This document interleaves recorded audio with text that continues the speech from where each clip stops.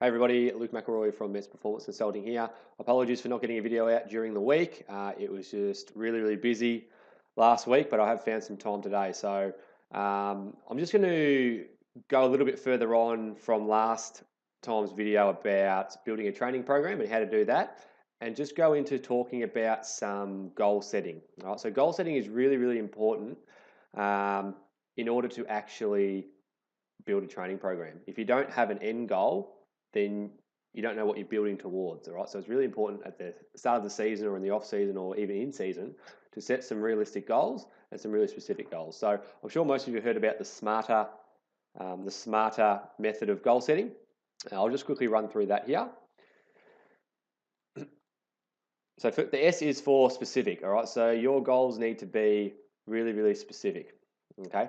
That's going to lead on to the next points. But yeah, specific just means that, if you're a cyclist, you want it to be specific to cycling. If you're a runner, you want it to be specific to running. Pick out an event and just make it really specific. Okay, measurable. All right, you need to pick a measurable goal. Otherwise, we can't monitor whether that is or whether we are making progress towards that goal or not. All right, so measurable can be like a time-based goal. So I want to complete a half distance Ironman in 5 hours. That's measurable. You can measure that. But again, we need to go back to being specific and say we need to do that by swimming 33 minutes, riding 2 hours 45, running 1 hour 30, etc., and just make it really specific so it breaks it down there. Agreed just means that you want to do it. You agree that you want to get to do this goal. So you obviously want to be motivated to do that. There are some variations of the SMARTER principle. These are, you can get 3 or 4 different ones, but they all end up being the same thing. Realistic just means don't go over the top. Let's aim big, but understand that there are limitations, and from where you currently are at, there are stepping stones potentially to get to where your goal is. Like, I'm not going to set a goal to do a 2-hour marathon because I'm not going to come close. So that just wouldn't be realistic for me. Time-based just means that you want to put a time frame on this. I want to complete this 4:45 Ironman in September of 2017. Put a time frame on that. Don't say eventually I want to be able to run a marathon in 3.5 hours, because there's no clarity to the goal setting, and then you can't really hone in on the training program to make that work towards peaking when you want to peak. Goals should be exciting. So again, you want to do it, you want to be there. Pick something that really excites you, and it'll be easier to get through those hard days, and you'll always know why you're doing it. And the last one is recorded. So something that you can record. So that can just be on Training Peaks or on your Garmin. You can obviously see improvements as you go along. Pace is dropping down, heart rate's dropping down as well. You're getting quicker. VO2 max testing, or even just field-based testing, time trials, etc. Obviously, you want to be able to record those goals.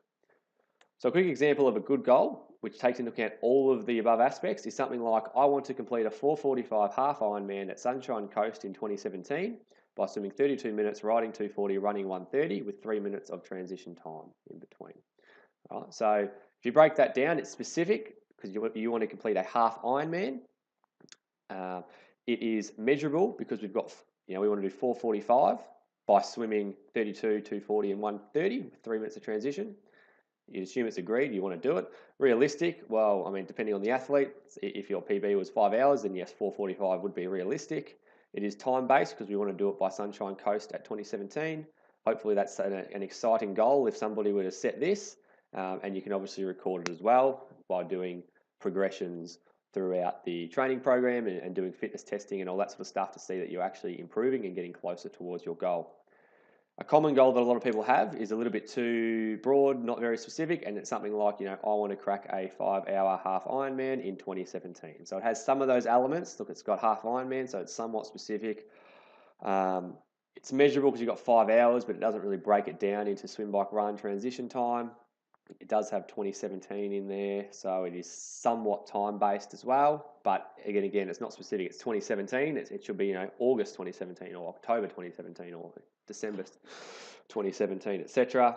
So that's sort of a common way that people do it. and it just doesn't give you the laser focus that this above one does, whereas, I want to complete this by that, by doing this. So yeah, try to get really specific with these goals and just follow the SMARTer principle there, and it'll be a lot easier to write your program.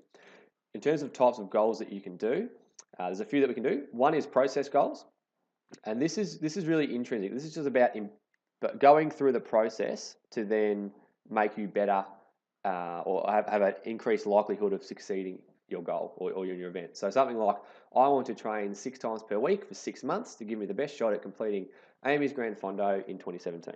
Okay, so this is about the process of building up to the race, as opposed to the actual outcome of the race. This is highly controllable. You can control every aspect of this. If you want to train 6 times per week for 6 months, you can control 100% of that. You just have to go do it, okay?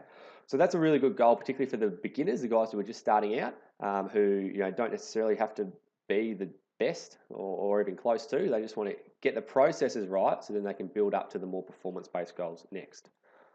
Which brings me on to performance-based goals. Performance is, something like, I want to average 33 kilometers per hour at AAMI's Grand Fondo in 2017.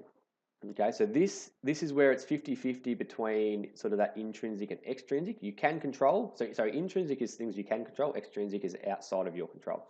So intrinsically, I want to average 33 k's an hour at AAMI's Grand Fondo. So you can control that, but obviously you've got things like race conditions, headwinds. There's a fair bit of elevation to get across. But you can control it by obviously going through the right process and training properly so that you can be fit enough to actually average 33 k's an hour. There's a bit of both worlds in that one. Last one is an outcome goal, such as, I want to finish in the top 25% of my age group at AAMI's Grand Fondo. And this is very extrinsic. This is not completely out of your control, but it is largely out of your control, because it comes down to not necessarily how you go, but how everyone else goes. Like if you come, take Alistair Brownlee for an example. He just did his first Ironman branded race, and it was a big hype about, he's actually got a good field here. He might struggle, etc. Obviously, he smashed it, but his first race at Challenge, he had like a sort of no-name elite guys in there, and everyone was saying, he only won because there was no competition. So that's coming from an outcome point of view. If people, it comes down to whether people show up on the day, I guess, and how good they are.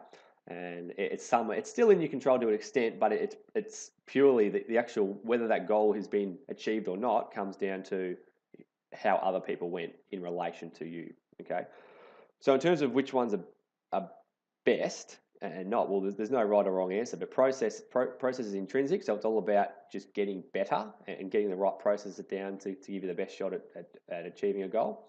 So that's completely on you. That's good for the beginners. Performance is good for that intermediate. Obviously, if you're just like an age grouper or you want to do well in your age group, performance goals are good to have, because it's a bit of both. You have to have the right processes and be fit enough, but then there's a little bit to do with race day conditions as well. And then outcome is sort of, that's, I think a lot of people are outcome motivated, myself included. I'm like to be up near the pointy end of the field. But yeah, that's sort of more extrinsic. It's based on other people as well, sort of outside of your control. But they're sort of like the really elite guys or top end age groupers that want to win, but you don't have to go smash PBs or etc. But you just want to get on the podium, etc. So they're the different types of goals. So you can do any of them and put them into your SMARTer goal setting that way. And then you've got the annual plan. So we went over in the other week about the building up the micro cycles. So the building up 10% per week with the 25% decrease somewhere along the line there for recovery. And this is what an annual training plan would look like, or something similar to this. So we can break it down into subcategories. At the bottom, we've got our micro cycle. So that's 1 week of training. As you can see, this is taken into blocks of 4. So it'll be build, recover, build, recover, etc., all the way through. We've got macro cycles, which is like I'd be calling these mesocycles, but that's all right. It's a chunk of training here, so 4 weeks. Normally, this is more of your, up here, the phases of training should be your macro cycles. This should be your mesocycles. I just got this off Google, so apologies for that. But your mesocycle is a block of training, so a 4 or 6 week block, so 1, 2, 3, 4. Your macro cycles would be your sort of phases of training, preparatory, competitive, transition, and you've got your annual training plan at the top. So an example of this is your general preparation and your specific preparation. This is sort of your base training. So you might be doing your long, slow stuff and VO2 max intervals, etc. Or general prep might just be long, slow. Specific prep could be getting some higher intensity stuff in there, just general preparation. So that could be for 3 months. Then you move into your competitive phase where you're sort of doing more specific threshold work and intensities at expected race pace. So we're getting more specific. So that can be happening in the pre-competition phase, and then also, obviously, when we get into the competitive phase, we want to be, maybe not peaked, but at least well on our way to getting peaked and ticking off our goals as we go. And at the end here, we've got transition, which is obviously that's your off-season time at the end of the year. So I guess what I'm trying to say is by getting specific goals and having a really clear focus of where you want to go in a year or 3 years or 4 years, the Olympic athletes have, 4-year plans. So you don't have to stick at 1 year, you can have a 3 or 4 year plan or even more. So once you get those goals, that will then let you develop a proper annual training program, which will then obviously have benchmarks at certain stages. So you want to hit certain fitness benchmarks to make sure that you are progressing at the right speed to get to your physiological peak when you need it to. So you should have the knowledge now to obviously do the 10% per week plus a deload, but then think even bigger, more broad term. Don't go week by week. Let's go year or block by block, 6 months, 12 months, year by year, so you can put it all together and set some good goals to then get where you want to go. So that was just a quick one I put together. Hopefully that all made sense. Any questions, put them below. But yeah, that's sort of the basics that you need to set yourself up a proper training program. Thanks, guys. Take it easy.